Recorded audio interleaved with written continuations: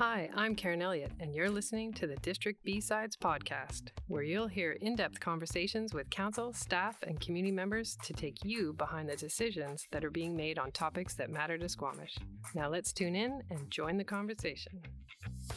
I'm Mayor Karen Elliott, and today I'm joined by Councillor Doug Race and District of Squamish Planner Sarah McJannet for a conversation about marine planning, our role as a local government, and some of the work we are doing to regulate marine zoning in a way that will enable us to better coordinate the shared use of our marine coastal area, as well as protect and maximize our incredible Squamish waterfront and marine resources in Aquaculture, Howe Sound. So Sarah and Doug and I just came out of a mayor's drop-in where we were talking about marine zoning. So we'll use today's podcast as part of our opportunity to reflect on what we've heard. But first, let me just go over to Sarah to talk a little bit about why marine zoning and why now. Obviously, people have had a relationship with Howe Sound Aquaculture since time immemorial, but this is really the first time the district has turned its eye to marine zoning. So maybe talk a bit about our marine strategy and where this has come from, Sarah. Thanks so much, Mayor Elliott. Yeah, I think that really what we've seen over the last many years is kind of continued transformation for Squamish. So we're continuing to experience so much growth and revitalization of our downtown and waterfront areas. And so focusing in on our marine environment and that whole sort of reorientation to the water has been a priority of council. And in 2018, the district undertook a marine action strategy, which is really like an action agenda. It was an opportunity to basically identify all the kinds of actions and key focus areas that we really wanted to pay attention to and highlight the things that we needed to do sort of outside kind of larger planning processes. One of the actions that came to the top in the marine action strategy was to basically refine and review our marine zones. And so in the municipality, we've had so many we've had long-standing industrial zoning that's been applied to marine areas. And when we updated our official community plan, we realized that the designations and the land use regulation for marine areas was really out of step or out of sync with uses that were actually happening in marine areas and then looking to the future. So it was really an important step for us to increase alignment and set an overall marine use framework going forward. So Doug, now this is your fourth term on council. And so how, as you see this coming forward, sort of what's the evolution of your thinking around our marine area and why this is important now? Yeah, thank you. My background is actually in recreational boating, and I've seen in other places in British Columbia, other coastal communities in British Columbia, their waterfront development and what they've done to maximize the use of their waterfront for their people in their various communities. And it's usually a blend of environmental sensitivity in some areas, commercial activity in other areas, and recreational activity in some areas. And so I think that's what I'm looking for here. Historically, when I first started working in Squamish back in 1978, the blind channel was where the logs were dumped. The railroad came down there, cars were unloaded, trucks were unloaded, logs were put in the water, sorted, towed away, and it was a very busy industrial area. That stopped for various reasons over the years, and we're left with now some sort of old industrial zoning along there. And now we're trying to transition into what I think is more appropriate for Squamish. There's various different uses and potential uses, recreation, commercial, and also some sensitive areas that we want to protect. And so I think this is part of that process. It's part of my vision, certainly, for the waterfront. And it's happening along the Blind Channel. More will be happening at the south end of the Oceanfront Peninsula with a park there. The Catamount Slough, which is largely going to be protected for environmental reasons. So I think this is an evolution going on. It will take a few years. It's not going to happen overnight. And part of it also that we see it's quite visible is flood-proofing our downtown, and it's impossible to divorce that from this discussion. We have to create the sea dike along there, and we've got part of it, and we'll be building more as we go along and developing along the Blind Channel side. Yeah, I'm glad you raised that. There's certainly an element of resiliency that has to be part of this conversation for our community.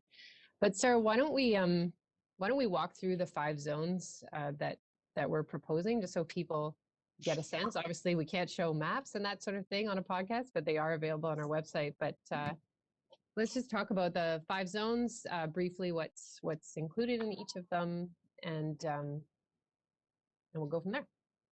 Sounds great. So we have 5 new proposed marine-specific zones, and these are zones that are applied to water areas. So we're talking about waters that are below the natural boundary, recognizing though that there's, uplands above the foreshore that we really need to focus in on as well.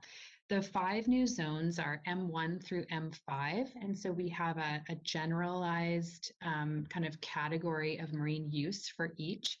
And each zone regulates uses and the density of use within them. So the M1 zone is for marine navigation, and this is really kind of a transitory marine zone that provides for kind of general navigation, public recreation. We've also added aquaculture to this M1 zone. It's being applied to open water areas within the municipality that are outside of other of sort of key mixed use waterfront sites, as well as outside of some of the intensive industrial sites that we have. So the Squamish terminals, the Site B industrial area, as well as the wood fiber site. The M1 zone also permits things like public boat ramp, as well as community water access. And that's something that's really critical in all of our marine zones, is water access for the community. And maybe I'll just stop you, because when people hear aquaculture, they can get pretty hot under the collar. So I'm wondering if does that include fish? What kind of aquaculture are we talking about? Yeah, great question. So currently, aquaculture is a permitted use within our resource zone that applies to the majority of the marine water within the district.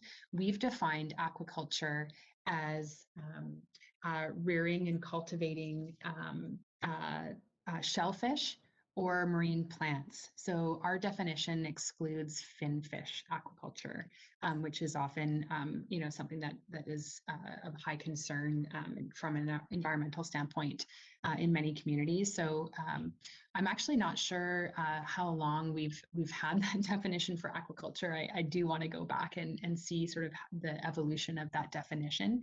But we have added aquaculture for shellfish or marine plants to the M1 zone. And I think anticipating, we don't have any aquaculture happening in marine areas right now, but thinking ahead to things like kelp farming that we're starting to see more of, and is an interesting opportunity, I think, on the carbon front in terms of sequestration.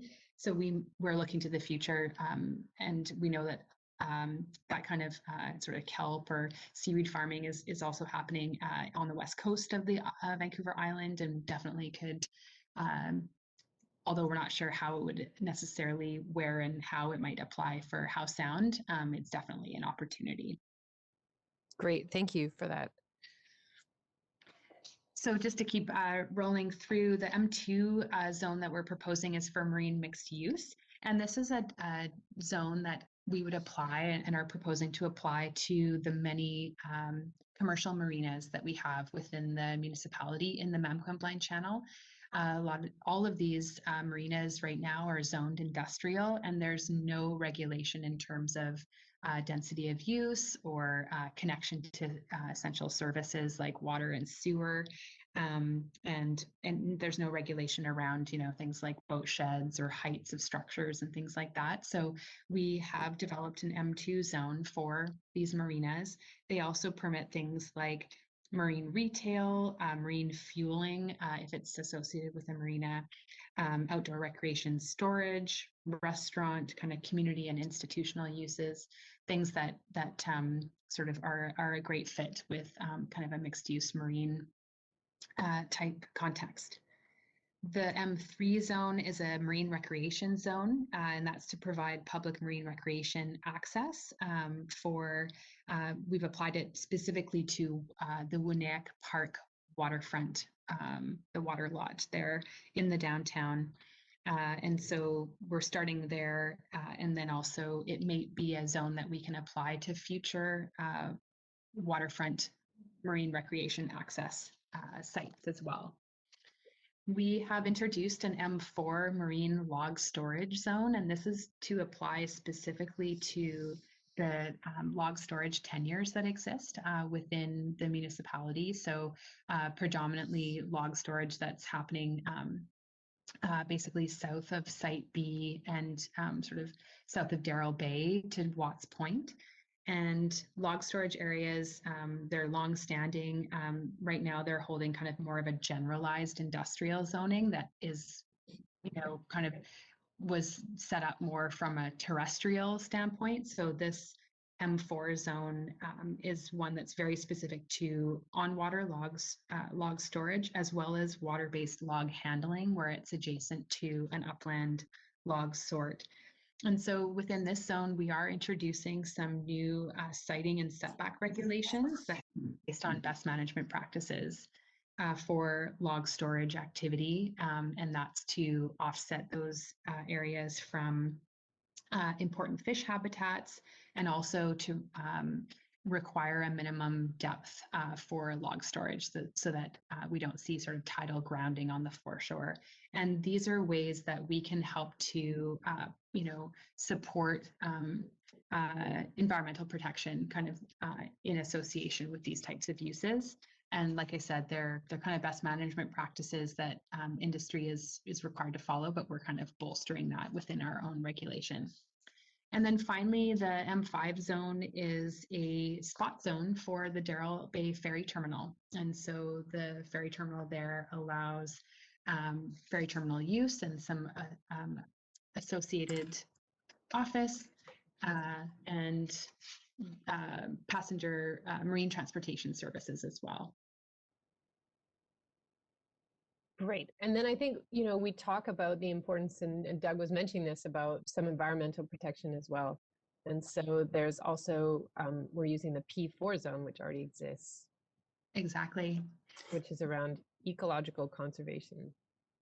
That's right. Yeah. So we have been looking at areas that do need to be protected for ecological reasons. And so we have proposed to apply the P4 ecological reserve zone to areas within the upper reaches of the Mamquam Channel, north of the highway bridge, as well as a portion of Cattermole Slough and the Squamish River outlet within the Mamquam Channel, which is these are sort of higher sensitivity habitat areas, and there's an opportunity for us to sort of set that direction within our regulation. And so, yeah, we've started to do more of that work, and we're relying on and sort of informed by larger assessment that's actually happening within the greater Howe Sound area through some really cool projects that we've had the opportunity to participate in. So we can talk about that too in time. Yeah, I definitely want to get to that. And as Doug says, you can't draw lines in the water. So we are part of a larger ecosystem around Howe Sound. But so now that we've sort of dealt with the nuts and bolts of the 5 marine zones, we all were just part of a conversation for Mayor's Drop-In around the marine zoning topic. And I know, Sarah, you've done a lot of engagement around this work over the last little while. So I think it's important, what I love about Mayor's Drop-In is that you get to hear the perspectives of newly arrived residents in Squamish, as well as people that have been here for decades. And we get a sense of what's important to them sort of around the marine environment for social, economic, environmental reasons. And I think we heard about all three when we were on that call. So maybe Doug, maybe you can reflect on something you heard that we got feedback on um, that people are thinking about when it comes to marine zoning and want us to think about as we bring these bylaws forward. Well, one of the things that came out of it was the possible conflicts and uses and the management of these areas. The Blind Channel is actually a relatively small waterway, and it's quite confined, smaller even than False Creek, for example, in Vancouver. And so as we get more and more traffic, whether it's commercial or recreational, we're going to have to pay attention to just safety and how we're going to manage that. There's the possibility of a seaplane dock at the mouth of the Blind Channel attached to the oceanfront development. It's not likely that they will be landing or taking off from the Blind Channel, but they will be out in the Sound going back and forth to that takeoff and landing area from the dock. And so paddlers, recreational users, boaters, and so forth will have to be able to pay attention to that. And I've seen examples of that in other communities. Victoria is the one that is probably the most intensely managed in this coast, with a lot of float plane activity, flights, regularly scheduled flights to Vancouver and Seattle and other places, a ferry coming in 3 or 4 times a day from the Olympic Peninsula, as well as a lot of small craft traffic and kayakers and so forth. And so they manage it quite intensely. They have a patrol that's on there all the time, and people are required to take certain zones for certain activities. We may get to something like that. We're going to have to consider that going forward as the traffic increases and how we accommodate all the different uses, wind sports, recreational traffic and commercial traffic coming in out of the Blind Channel and so forth. So that's something going forward that we'll have to manage. The other part of management that's been talked about in the past is right now the Blind Channel silts up quite significantly with water and silt coming down the Squamish River. And it creates a sandbar that just slowly creeps across right to the other side. And I was on council 2 terms ago when we applied some money to dredging about a 50-foot wide channel through it. But it's not a permanent solution. It's something that's going to be ongoing. And so it's something that we're going to have to watch however we set up the management of the Blind Channel area. Things like that will have to continue to be done. And so there's going to be a process going forward. Thanks. Sarah, what's something that you took away from the conversation we had at Mayor's Drop-In about what is important to people, what they're curious about? I think that what really struck me, and certainly was a message that came in loud and clear when we worked through the Marine Action Strategy, was really the focus around public access and opportunity to get close to the water. And I think the biggest opportunities for us going forward are certainly through oceanfront park development that will have kind of a large public beach that will get people up and close with the ocean. But then also just recognizing the diversity of access needs. So, we're dealing with, kids and families, kind of getting the toes wet and playing in the water, but then also recognizing that there's a very strong kind of community of paddlers, and that sport has really grown. And then, there's wind sport users. But so there's quite a diversity, and recognizing also that there's kind of commercial activity that is happening alongside that. So it's not just individuals, but there's, an interest from, commercial guiding outfitters, and it's attracting a lot of visitors from outside the community as well. We've seen in the last many years kind of the Canadian Downwind Championships happening in the Sound that draws international folks. And so I think access really needs to continue to be, an important piece to figure out how is this all working. And I think as sort of waterfront redevelopment happens continuously, we have to keep a holistic picture on what access is being provided where, and how do we manage the diversity of users and access points? And so it is a bit of a puzzle, and it's going to take some focused effort to really work through that. So that's something that we're looking forward to getting after the marine zoning work is done in the next couple months here. Yeah, and I think, you hit on a key point, which is we have to do this with and in conversation with a lot of other people. So we don't certainly have all the answers within the District of Squamish. And so engaging and that ongoing engagement with water users, whether it is industrial users, recreational users, commercial users, that is key. And so where on our website can people find more information about the marine zoning? Because I want to talk briefly about some of the more regional pieces of work that are going on. You bet.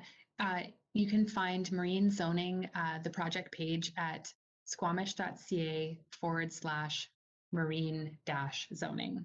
You can also just search for marine zoning update in the search box and it will come right up. Excellent. Now, you both have been involved in more regional work around Howe Sound, and I think it's important for people to understand what some of that work is. So there's the Ocean Watch Action Committee that produced an amazing marine reference guide, and then there's also the UNESCO Biosphere Reserve application that's been submitted for Howe Sound, Akatsum. So maybe I can turn it over to you, Doug, to talk a little bit about your work there, and Sarah, you can jump in. Thank you. Yes, this is actually quite exciting for me. About 3 years ago, we being the District of Squamish, were asked to appoint a representative to what was called the Ocean Watch Task Force. And that was a task force created as a result of a resolution of the Howe Sound Forum, the elected officials of the Howe Sound area. And it was given a mandate to look at several different things that came out of the Ocean Watch handbook. Can't remember the exact name of it now. Ocean Watch handbook. And so I've been on that committee for the last 3 years. Sarah has also been part of that committee as a staff representative. We've taken a number of initiatives, and it includes representatives of all the municipalities and regional districts around Howe Sound, as well as staff people. And we look at various issues in Howe Sound. We've looked at derelict boats. We've looked at sponge reef issues, lobbied DFO, for example, to increase some of the protected areas. And so we have a variety of different things going on. We're associated with, but not directly in yet, the Howe Sound Biosphere Reserve Initiative Society. That society was set up by a group of private citizens to create a UNESCO Biosphere Reserve. And they're well along the way to having that completed. And the Biosphere Reserve would include the waters of Howe Sound, but also the lands going up more or less to the height of land around Howe Sound, which captures the area that the rivers flow through that feed into Howe Sound. And its goal is, as you can imagine, is sustainability and sustainable practices throughout the Sound. And it really involves all of the communities. It's impossible to really segment this. Squamish, I think, has a great leadership role to play in the development of Howe Sound. We are one of the largest communities. West Vancouver is a larger community, but only has a small portion that's actually on Howe Sound. And so I think we really have a role to play. Sarah has been, one of the things we've done in this past few years, we've started a marine reference guide, which is a significant planning tool. We've set up an oversight committee, and Sarah is part of that. We decided to keep the politicians off of that, so we It's never a bad idea. for good reason. And so Sarah is on it. We wanted some planning expertise. We've got people from private industry. I'll let Sarah speak more about that. And that, I think, it's almost completed, will produce a very, very helpful planning tool for anybody doing anything in Howe Sound, whether it be municipal governments, private industry, recreational, and so forth. It will let them know where the sensitive areas are and what to do and what not to do, I think, in these areas. It's super exciting to be a part of these initiatives that are happening in Howe Sound, and I think what I think some of the key benefits are working in collaboration with local and regional governments, First Nations around Howe Sound, and I think there's so much commitment and so much energy and passion for um, stewardship and sustainability. And so I definitely think that we've been able to work in concert and really build bridges and then also political support and kind of pulling in the same direction through the Howe Sound Community Forum, the work with the Ocean Watch Action Committee, and then also through the Howe Sound Biosphere Region Initiative. I think that's going to be sort of the next level of bringing kind of the region into sort of a really high profile and recognizing the kind of ecological significance of Howe Sound to Katsum as well. The marine reference guide work that we're doing through the Ocean Watch Action Committee is going to be this tool, as Doug said, a decision support tool. And we're already sort of testing and using it. It's basically mapping that brings together and collates a whole host of different types of data and ecological and traditional knowledge and human use values. And so it's mapping that will be able to be used by local governments and First Nations and citizens and organizations around Howe Sound. So we're looking to bring that forward out in a public version this coming June. So there will be a number of workshops and some additional information about that new tool. That is exciting. I think that is, I know we're all waiting to see that. And it started out as an idea, as you said, Doug, at a Howe Sound forum many years ago. And I think that concerted effort is really going to produce something that's very useful. And as you say, Sarah, the collaboration is key. So with the pressure on oceans because of climate change, because of increased economic and recreational use, it's certainly the conversation going forward will never be dull around Howe Sound or certainly around our waterway. And I want to thank you both for taking the time today to dig a little deeper and help our citizens understand a little bit better what's going on in the marine environment. So thank you both. My pleasure.